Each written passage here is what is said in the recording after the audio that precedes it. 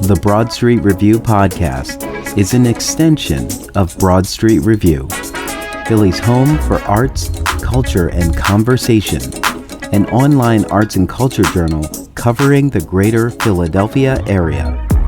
This podcast is an Emory production. I'm your host, Darnelle Radford. Podcast. Playwright R. Eric Thomas and director Ontaria Kim Wilson drop in to talk about the regional premiere of Glitter in the Glass, on stage at Theater Exile, May 29th through June 22nd. Here is my interview with R. Eric Thomas and Ontaria Kim Wilson for Glitter in the Glass. And welcome to the podcast. I'm your host, Darnelle Radford. Today, I am in the virtual studio to talk about Theater Exile's regional premiere of Glitter in the Glass by R. Eric Thomas, directed by Ontaria Kim Wilson. And I am in the virtual studio with the playwright and the director at the same time. They're super busy. How did I get this time? I'm very happy to have it. In full disclosure, I am director of operations at Theater Exile. Just so it's like, wait a minute, do you work at Theater Exile? Yes, I do. But this is my podcast, and here we are. So, Ontaria, Eric, welcome to the podcast. Eric, welcome back. Thank you so much. Thanks for having me back.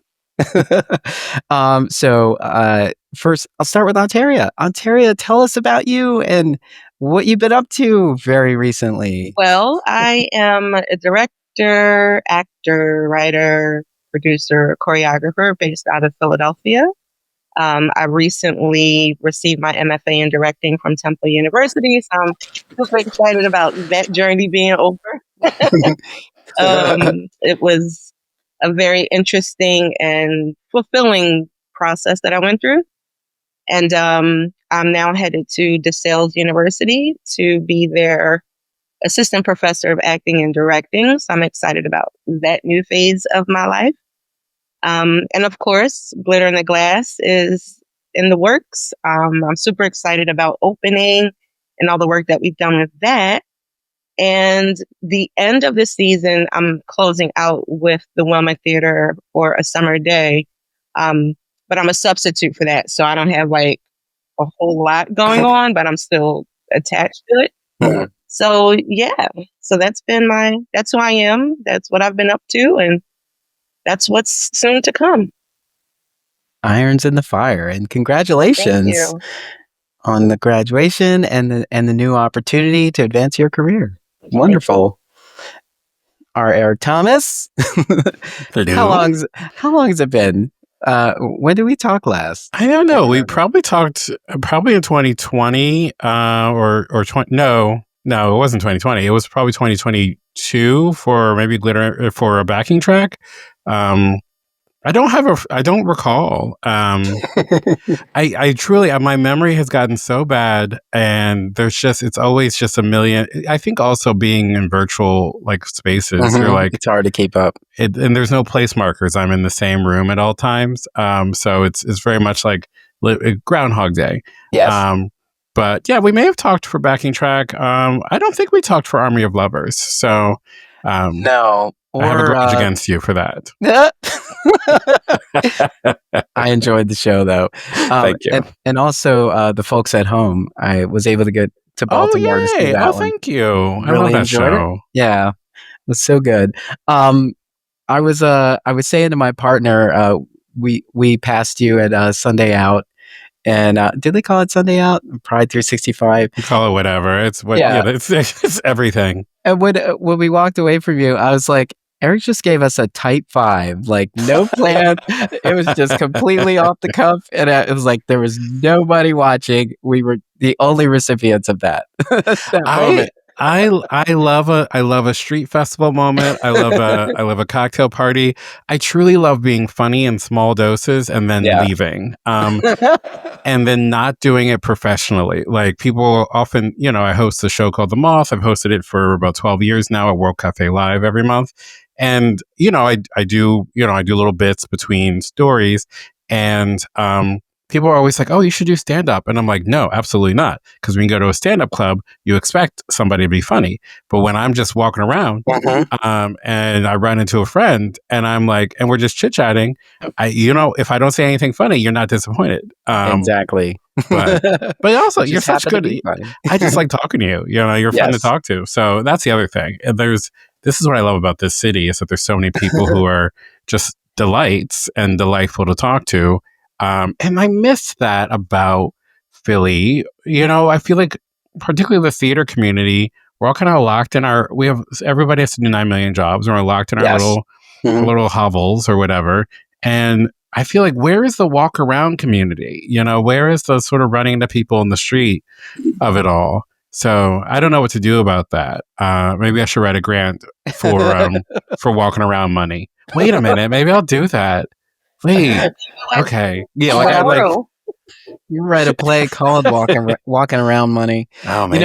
My grandpa used to stuff a couple of dollars in my pocket. He was like, "You should always have money in your pocket when you go out," and he called it "Walking Around Money." I love walking around money. I don't carry cash anymore, Neither do I. but my debit card is my walk around money. Yes, all my money, all the money I have in the world is my walking around money. So I do think I remember in our last chat, I said as a final question, I said, so my final question to you is why you don't use your first name, and you said that was for another interview. Oh yeah. Yeah, it's for another interview. We're gonna keep the will be my final my final Broad Street Review interview. I'll be 98, and I'll be like, well, I guess it's time to tell you. It'll be when I get a Lifetime Achievement Award from somewhere. I'm gonna be like, Eric Thomas said to me once. People will be like, what is this about? I think it's cool that you hold out on your name. I'm battling this thing where like people who in my previous iteration I was introduced to as Kim, and that's my middle name. And then when I decided to like do my branding, it was like Ontaria Kim Wilson. So now it's like this mixture, depending on which iteration you met me, determines what you call me. And then the people who knew me before are like, oh, that's Kim Ontaria Wilson. I'm like, no. Oh, like, wow. You're like, whoa. The other way. And then they come into like theater circles, and then theater folks are like, hey, Kim. I'm like, no. Oh, wow. Yeah. No, you got to keep those streams separate. But like I think it's so classy that you have three names. It's both good branding, but it's also just like it's got such substance to it. I love a 3-name person. So that's I think that's really exciting. Yeah, I periodically use my middle name. It's also just interesting that like everyone in school, everyone in my professional life knows me as Darnelle Radford. But then I started writing, I think, for my theater company, for my company, Darnelle Edwin Radford. But my family calls me Ed. Oh. My family on my mother's side calls me Ed because that's how I grew up. I just grew up as Ed. And it just feels, I've always said, I was like, if I ever become a truck driver, I'm just going to be Ed. Wait, so when did you start? When did you become Darnelle publicly? Oh, so I've always been publicly in school. Okay. It's just when you go to like a family reunion or you're amongst the, my mom's side of the family, they all call me Ed. So it's funny when I have my family come together at a party with all my friends, they're just Ed. Hey, Ed. I'm like, yeah. Huh? That's wild. I don't think I knew that. All this time I've known you, I don't think I knew that about you. Darnelle is your walking around name. It is. I walk around as Darnelle, and no one ever spells it right. No, I'm sure, yeah. Somebody the other day was like, 2 L's? And I was like, yes, but they stopped there. It's the French feminine name, because Darnelle is a French name, or it has French roots, but it's spelled differently, usually 1 L, like no E, because the E is the feminine, would be the feminine ending. My grandma just liked the way it looked. And so my father's Darnelle Edwin, and I'm Darnelle Edwin. Wow. I love that. So now that we've chatted about names, well, it's actually kind of fitting because, Right. we were introduced to the world with a full name. We've been carrying through the world with a name, and then later on we make a choice to brand, and then we start.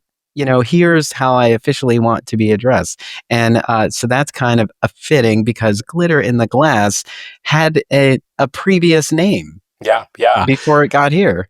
Yeah. It started off being called Nightbird. It was commissioned 2017 by National New Play Network through Interact. And at the time, it was really, it was essentially, it was about like what to do about Confederate monuments, but like, it was just a much different play, and it had different characters and a bigger cast. And I also was like working through some stuff, and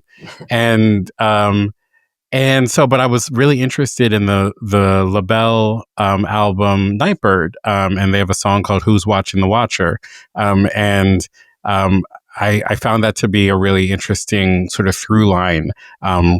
About like observing history, observing power. So I kind of like use that. And I think for a lot of times when you're writing, you have to put up a lot of scaffolding and then you take it down. But it just took a long time to take it down. And then at a certain point, the play became so different. We actually did a production of Nightbird in Austin, which was lovely, a wonderful production down there. But I realized I was like, I don't think I'm saying what I want to say. So I just kind of took the building down to the studs and rebuilt it,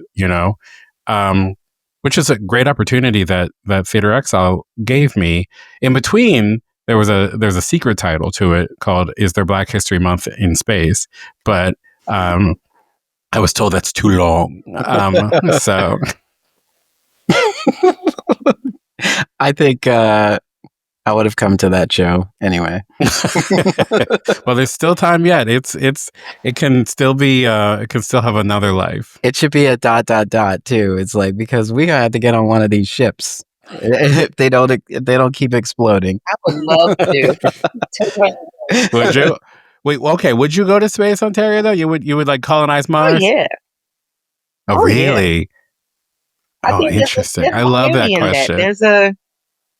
There's a to formulate a community that's shaped specifically for a group of people who have common interests. Yeah. Mm-hmm.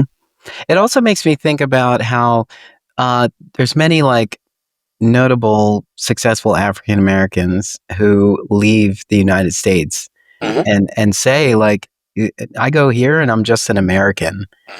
And when I'm here in the U.S., I can't forget that I'm Black. And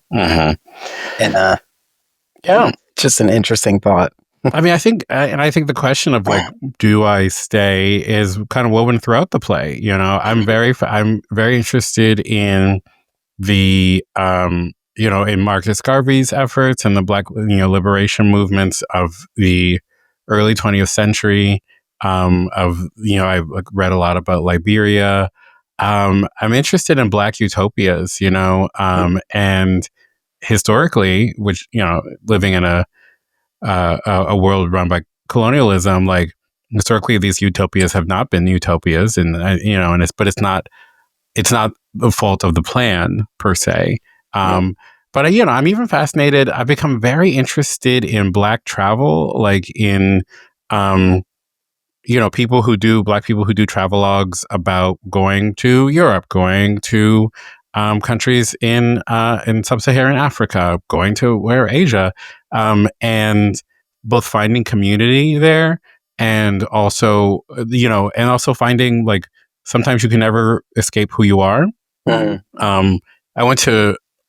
had work that took me to Bahia in Brazil, and it was one of the I think it was the most populous or in use slave port in Brazil, and so it has the highest concentration of African American people on the planet. And when they told me that, I was like, I don't understand what you're saying. And they're like, well, these people are from Africa, and we're in South America, and so these are, and like this, that was the only time I'd ever been someplace where everybody looked like me. And I was like, oh, another world is possible, you know? I went to Indonesia in 2023, and some of my collaborators, my Indonesian collaborators that I met when I first saw them, it was one in particular, and I'm like, he looks like my cousin.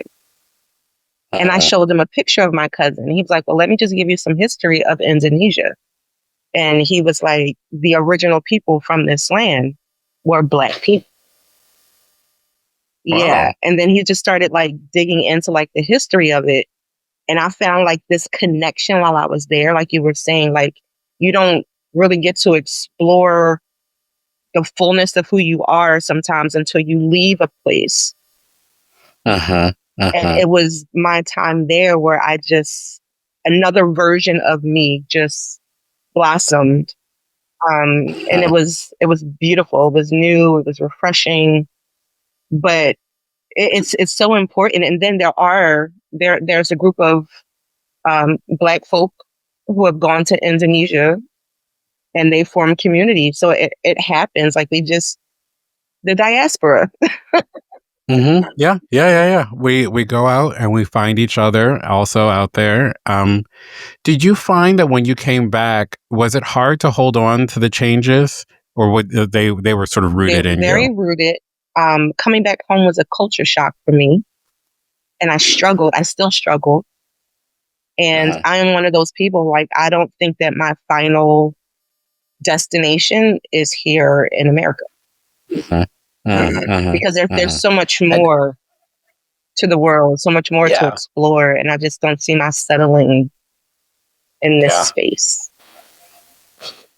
No, it's crazy. Like, there are people who haven't moved too far from the house that they grew up in. And, but there's a whole world out here to consider. Like, there's so much, there's a lot of guidance for millennials, particularly. There's a lot of segments you can find on YouTube, various cable channels where they just show how this mindset of like the younger generation is thinking more globally, because it's more about experiences than it is about like hoarding material possession. And so there was a generation that didn't have many things, and so everything became an heirloom. And and so now we're just like, this whole place could burn to the ground if my computer is intact, my cat is safe, and my partner is somewhere else. We think about it differently, because we want to leave the planet full of experience, and not leave behind a bunch of possessions. Yeah. So interesting. But this conversation about like finding community in the world, it also ties into all of this, because like you're a South Philadelphia native, but a lot of your stories go back to Baltimore. Yeah. And is that like an homage, or are you just having a hard time not being in Baltimore? Oh, no offense to Baltimore, I'm not having any hard time not being there. No, I have had I think Baltimore is a town that I feel I have felt for a lot of my life haunted by. I don't feel that way anymore. I've sort of worked through it. This play was one. This play, a play called The Folks at Home, which is also set in Baltimore, and deals with a interracial gay couple who fall into hard financial times, and as their parents are falling into hard financial times, and their parents have to move in with them. It's a comedy. That play, and then my second book, Congratulations, the Best is Over. They're all sort of circling the same question of what if you don't feel like you belong at home? And so I haven't set like a play formally in Philadelphia yet. Is that true? I believe so. Backing Track was sort of like we decided in production that it was set in Mount Airy. It was very much inspired by Mount Airy. But like Baltimore feels like such fertile ground because it is a place that I feel is in conflict. And I think because it is, it's below the Mason-Dixon line, but it's considered a northern state. And it is, in my experience, a city that is block by block. It's a city of bubbles. I grew up in a very economically depressed area. It's essentially, I grew up in the house that's in this play. And they filmed The Wire on my block. And then you go 2 blocks up past the abandoned grocery store, past the projects, and then you're in you're next to some of the richest houses in Baltimore, and statues from the Revolutionary War. There was not a Confederate statue that close to my house, and I was like, well, let me put all these things together and see what happens. Yeah. Yeah, it's interesting driving into Baltimore. You know, been there for the show, been there to see the aquarium, but you ride through. It's like here's everything, and it looks forgotten. Yeah. Sometimes it's just like, but this is a main thoroughfare. It just seems like you would look at this and go, we should do something here. You know, it feels like a main street. It's not Main Street, but it feels like everybody comes through there. Like that's the way you go in. It's the way you come out to go back. Yeah, and I think, I mean, my father is retired, but he's consulting now for an organization that is working to revitalize another main street, a Black Main Street in Baltimore called Pennsylvania Avenue, and so that's not one of the streets that you come in on. I think you're probably talking about coming in through East Baltimore, which, yeah, it does look abandoned.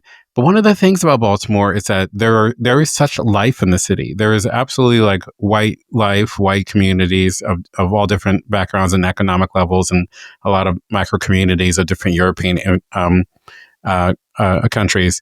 But there's also such vibrant Black life there.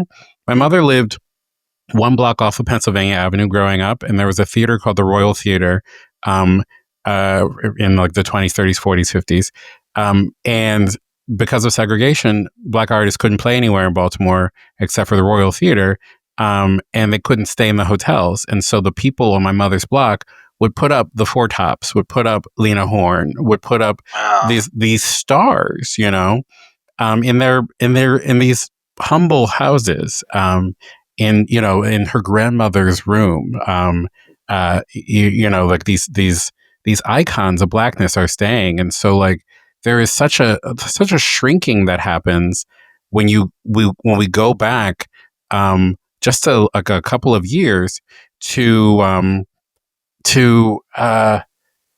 this place where we have to be closer to each other. We have to like have a main street. And then, I think a lot of the main streets, the Black main streets in Baltimore were destroyed I think they had riots in the 60s after King's death and King's murder, and the city punished them like so many other cities by redlining the city and the community into oblivion, and it remains that way today. Philadelphia is the same way. Cecil B. Moore, and I'm similar. My great-great-grandmother, she had a motel on Cecil B. Moore Avenue, and when artists would come in, she would house them. Like that was their place to go because they couldn't go to like many other hotels in the city. And then again, like the riots of the 60s, they had them here in Philadelphia too. Redlining was major. And so, like you said, like we have those pockets and those bubbles where there's so much history, so much forced living with each other. But we made a way. We made life, Yeah. And it's up to us to tell the stories, which is what we're doing. Yeah. So. Yeah. I've always been so. Oh, sorry. Go ahead. No. Go ahead. I know there are people who've made work about that period. I'm still so hungry for that, for the story of your great great grandmother's motel, the story of, like the celebrity Diane Carroll or whoever sleeping upstairs at Miss Gladys's house across the street from my mother. Like, and because I also feel like, and this is something that I think gets underreported a little bit, is that a lot of these Black theaters and Black spaces were also spaces where a lot of different kinds of art would come through. My mother tells me that there was a drag show that would go through there in like the 50s, Black drag, like early drag queens, which is like shocking to me because you think these were all in these little silos. And that's what we're taught to believe. By redlining that we only exist in this one community and these people only exist in another community, and we have the power to tell a different story together, but we can only do it if we are sitting around sharing what little bits of knowledge that we have, like that Greek myth where everyone has been sort of or like the Tower of Babel, where we all like are speaking different languages and we have to sort of learn how to speak the same one. I used to work for Historic Philadelphia. They produce Once Upon a Nation and Franklin Square and so on, but they also have first person interpreters. Remember there was a day where I was sitting in one of the courtyards with all of the Black interpreters, and we had a question was posed about the struggle of like having to work out in this heat because we all needed the money, and how and then it was a conversation about like no one taught us how to handle credit, and it was like, and then it was about like relationships and how like how women were brought up at that time, or that there was like a mindset that came from the women who came before them about like how they had to prepare themselves for a man and like what they had to do and so on, and how like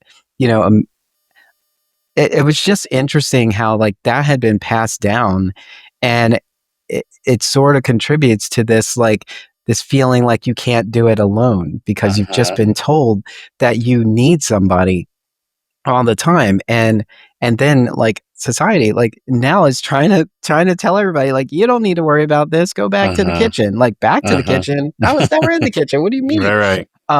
It's just so interesting, like it was ingrained because there was fear in the previous generations, and so to protect us they passed on that fear, and it takes a lot of exploration to use that as a foundation to grow, and not just carry that fear into the future and pass it on to somebody else.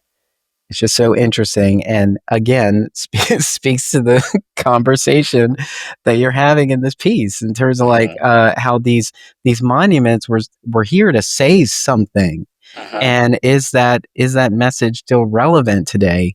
Or what are we looking at? Are we looking at the message it was trying to say back then, or the message it's going to tell us in the future? And it makes for a very interesting story. Yeah.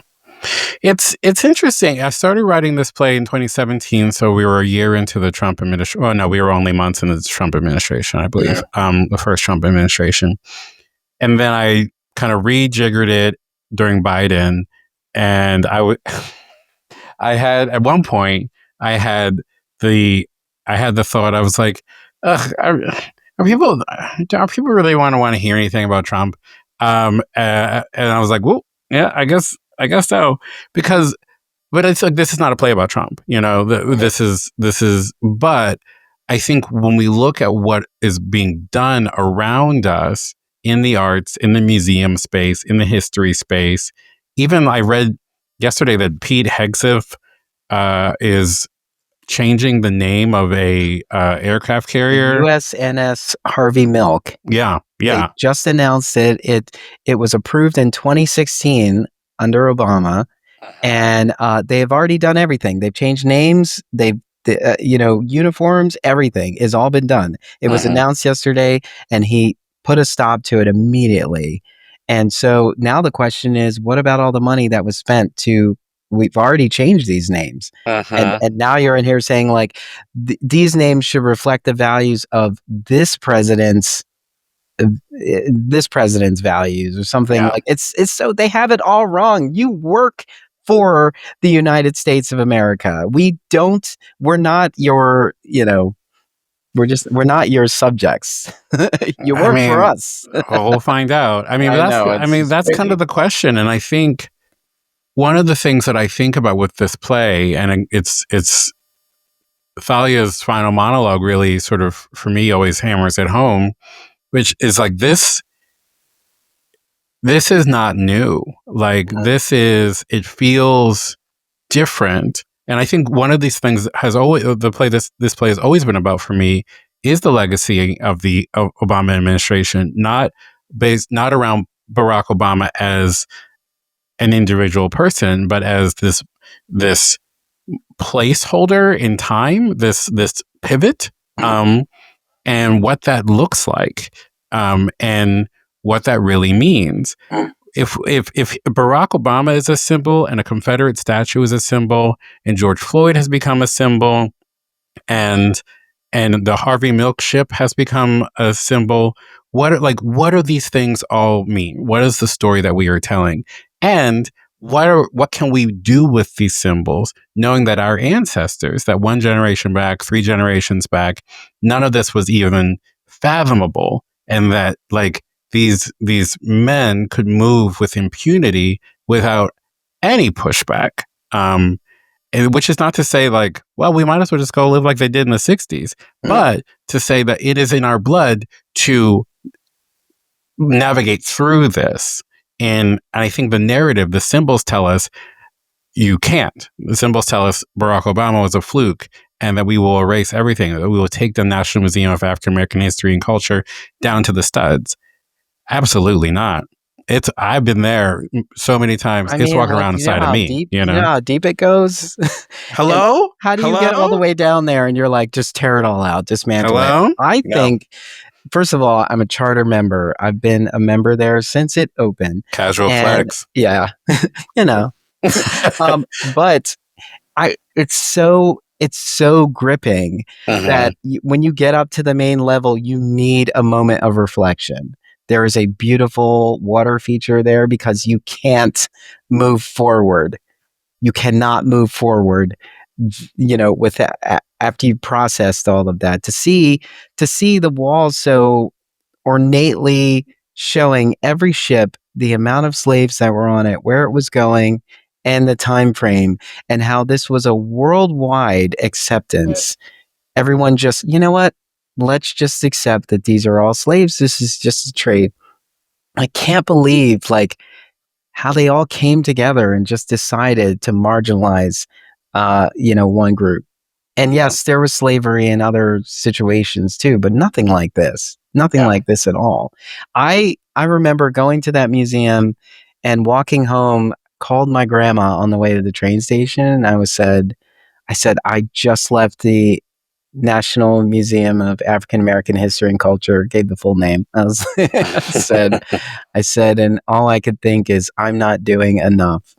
And I feel like everybody needs to come here. I was like, I'm so angry, but I'm also so joyful, because once you get up to the top, and it's a celebration of all of our creativity, music, sports, theater. It's just beautiful upstairs. When you get all the way up to the top, it's just like, I don't understand a world without us, and so these attempts to completely marginalize us, it's because y'all hating. even under all this stress, we have still shown so brightly. It's just so interesting, and that's why this conversation about keeping those things when the world has changed, it's like, really, we need symbols of slavery around? Like, we don't have slavery. We don't have slavery. We're in to make sure that we keep telling the story.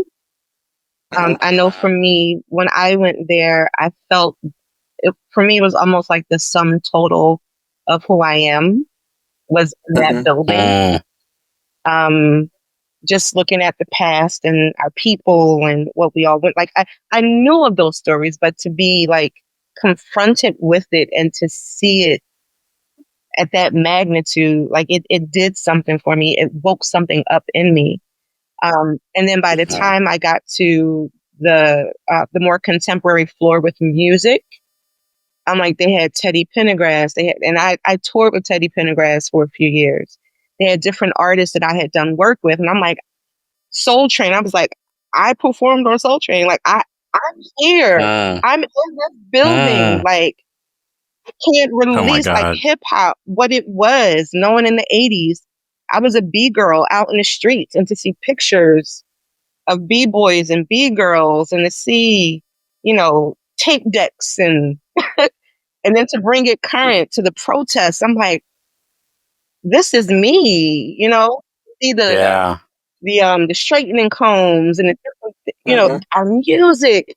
I'm like, the neighborhood record store in there. It's so beautiful. Yeah. So for me, and when the talk started about them going in, this regime going in and removing things that they felt as though were not appropriate or didn't speak American history correctly, making white people very, very uncomfortable. But that's when I had the moment. I'm like, it's now our responsibility to make sure that we keep telling our stories, and whatever books you can get your hands on, get those books. I even thought about starting a library.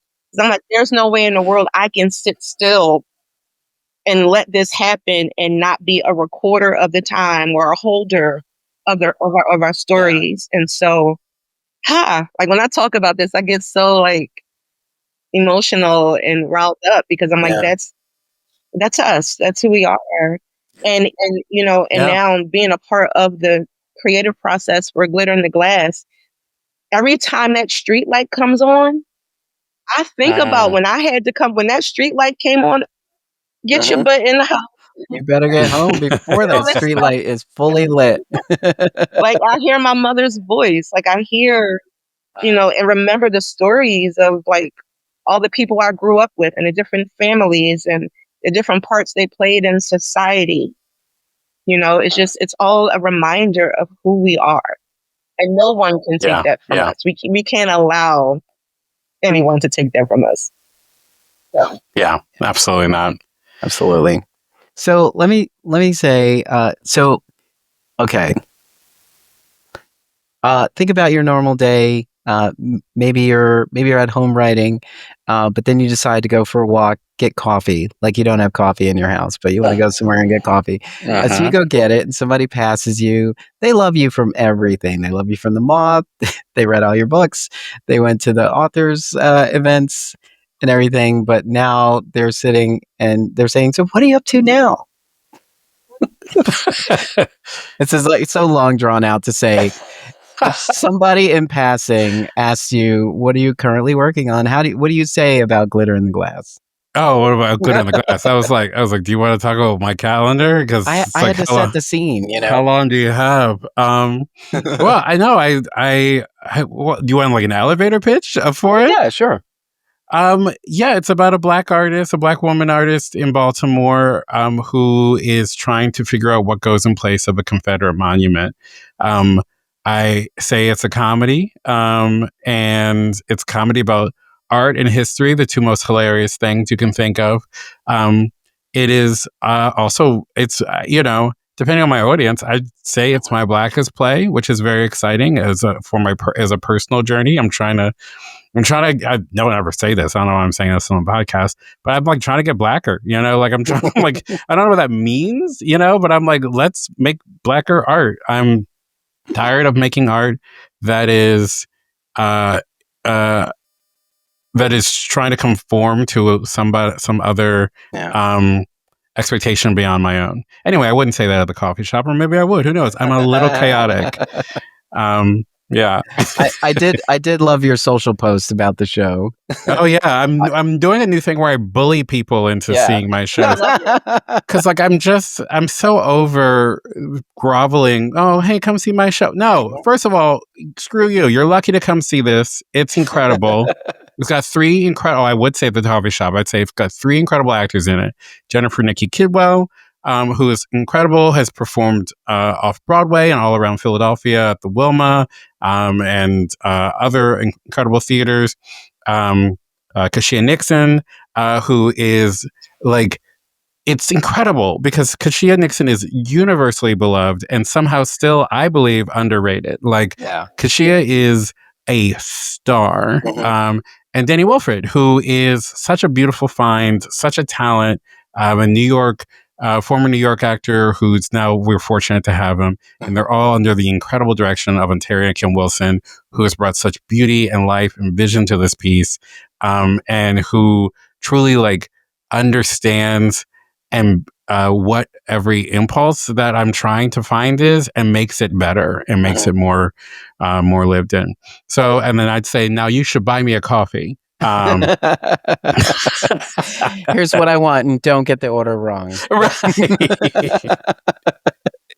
Ontaria, how did you begin to process Glitter in the Glass? I think you gave some you made some great points at the table read. I was fortunate in table read. I work here when you were talking about the characters and whatnot. But how did you what were your thoughts when you first read it, and how did you begin to think about how you were going to interpret this vision? I saw myself in both Shell and Thalia, and those are two characters that are in the story. I'm an artist, and so I've gone the majority of my adult life creating art that I thought other people would want to see, and trying to find a way to stay true and honest to who I was. And I'm in a constant evolution of who this person is. There was one point in my career where I felt like I didn't speak a lot. I just did the work. But now I'm finding that I'm becoming more of an activist. And I do more digging into the subject matters that I'm being honored to present to the world. So that was the one thing. And then Thalia is she's the fun-loving, quick thinker, always has an idea, always there to serve. She understands her service purpose, like she's there for the people, by the people, for the people. And so those are my two stepping stones for going into the story. But then when I really started really deep diving into it, and then Eric and I had a conversation, for me, it is the reminder, it became the reminder of who we are as African Americans, people of the diaspora, and how often we continue to fight against and understand the other side that doesn't necessarily welcome us or invite us in. But it's, why am I responsible for having to do the work to make you understand our story? And so at the end, when I don't want to give it away, but there's conversation about, what art is, what is a monument, what does it mean? And then there was another point, and then I'm starting to jump from thing to thing. But there was a point where one day I was walking down the street, and every person that passed me by became a monument. They became significant. I wanted to know their stories. And it's these are living, breathing human beings who are doing life. And there is so much to them, but it's just in passing. And we do the same thing with physical monuments, with statues. We stop, we see them, but we never, I'm not going to say never, but most times we don't take the time to find out the history, why they are there, who was inspired to do the work. You know, we don't really honor the creative person who took the time to come up with the concept. And even those things that don't resonate with our spirits or the things we believe in, you know, we don't take the time to like try to understand those things. And I also think as human beings, we do life together, regardless if we're Black, white, Latino, whatever it may be. We can't, there's no way in the world we can interact. It's going to happen. Yeah. And so the conversation about like what's most important to humanity. Is it loving humanity? Is it loving on each other, understanding, doing life with? Or is it hatred? Is it animosity? Is it negative energy? Those things that literally like tear us apart at the seams. And which one of these things do you hold the most value in? So those are some of my ends to the story. The more I spent time with it. And every day there are more ideas that pop up. You know, I can be laying in bed and a new theme will just, you know, pop up and resonate. So I love that. I feel like the key is to if you write it down in a notebook, to leave that notebook somewhere else, and then the ideas will come flowing. And like, yeah, I gotta go get it. See, some of what you said was making me think about like that's why I don't understand. We're all connected. You know, like there are people I pass on my route to work. There are I go for walks in the morning and I pass the same people all the time. And sometimes I'm like, we're very much a part of each other's lives. Like you can kind of tell how far along you are by this person you always see. Are they in front of you because you're running late today? Are they coming towards you because you were behind schedule today or something? And you just think about, if they don't see you, I wonder if they're thinking like, hey, for the last like 25 days, I saw that person and now they're not there. Is everything okay? I remember I used to take the train into Philly and I would see people get on at certain stops. And when I didn't see them, I worried about them. I never even talked to them, but they were part of my commute. They were part of my day, and we were all part of each other's lives. So it's just so interesting why we don't think, you know what? There are people in this city who are not comfortable with this presentation in our town square. You know, they're not. And so we should probably think about that. Somebody who doesn't want to think about that is just being spiteful and saying like, no, we should leave it there. Like some of the conversation about those monuments, some of them that have been removed is like, okay, well, what if we build a space for them to exist and then you can go visit them? It's like, they don't want that. No. Well, it's about power, you know, and it's about having one narrative. And it's interesting how, and this is the way fascism works, where you're like, the narrative that is doled out doesn't really apply to you, but it's more comfortable to say, sure, yeah, I believe in this narrative, but I'm comfortable here, than to say, I choose to be on the outside. And so I think so many of us choose comfort over individuality or community. And I think we're seeing, we'll see it. We'll continue to see it over the next couple of years. And hopefully we will pull back and some of our humanity from the edge. But so many people are like, oh no, I love living in this America. Do you? For what reason? Yeah. Do you know another reality that you're comparing this to? Yeah. Right. There's got to be something better. Yeah. But, you know, and that's why education is dangerous. That's why travel is dangerous, because it reminds you that you are part of a continuum. You're part of a larger society. That's why the Museum of African American History and Culture is dangerous for people of every race, because it is a story of hope. And it is a story of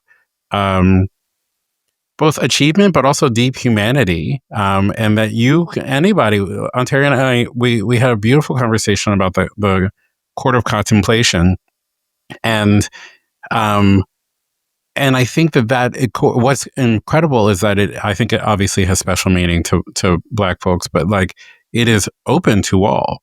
And that's the problem that Shell is kind of wrestling with in this play. The Civil War, the legacy of slavery, is a scar that it rips across all of this country and is in everybody in this country. And only some people are able to reckon with that. And Black people don't have a choice but to reckon with it. But everybody has to. And it's much easier to just be like, oh, I don't have a scar. I'm not hurt. And that's when we get into trouble. I remember sitting there and I was having my moment, very emotional. I was releasing. And there was a group of people who came in and they started talking and throwing money into the water and playing around. And so there was this disconnect because it wasn't a part of their extended lived experience. And so you're right. It's like depending on your proximity to the journey determines most times how you respond.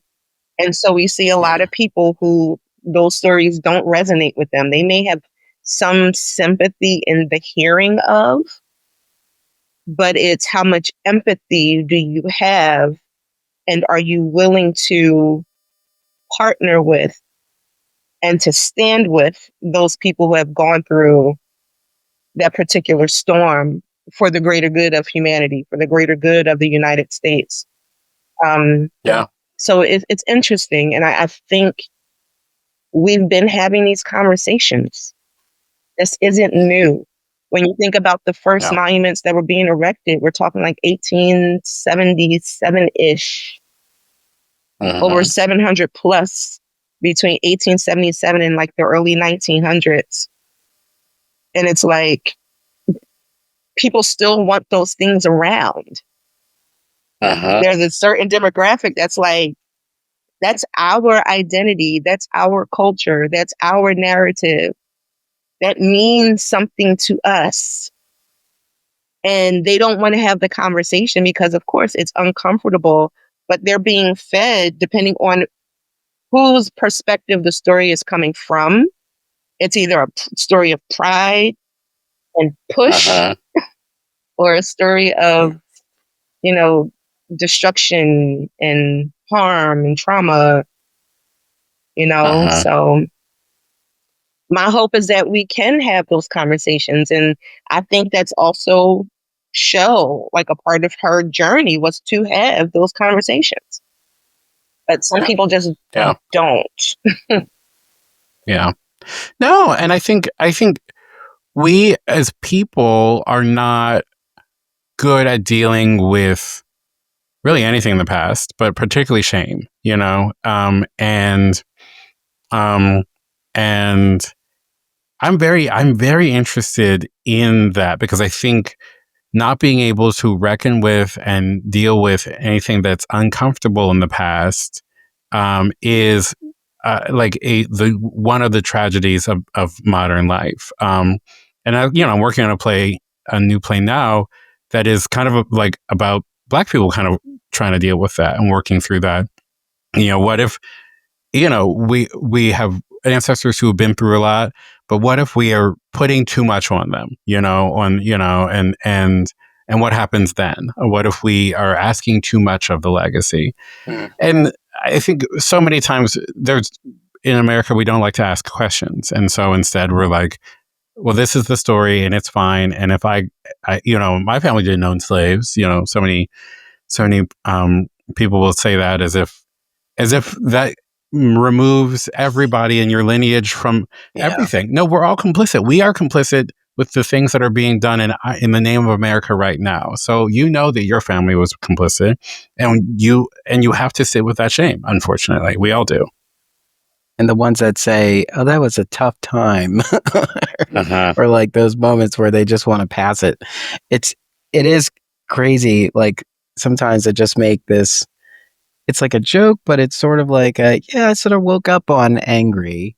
It's like I enjoy my life, but I wake up with this sort of tinge of, they trying, and I'm getting up every day still, it's just so interesting because I don't know if any beyond African Americans, if you can actually say, I wake up every day with that.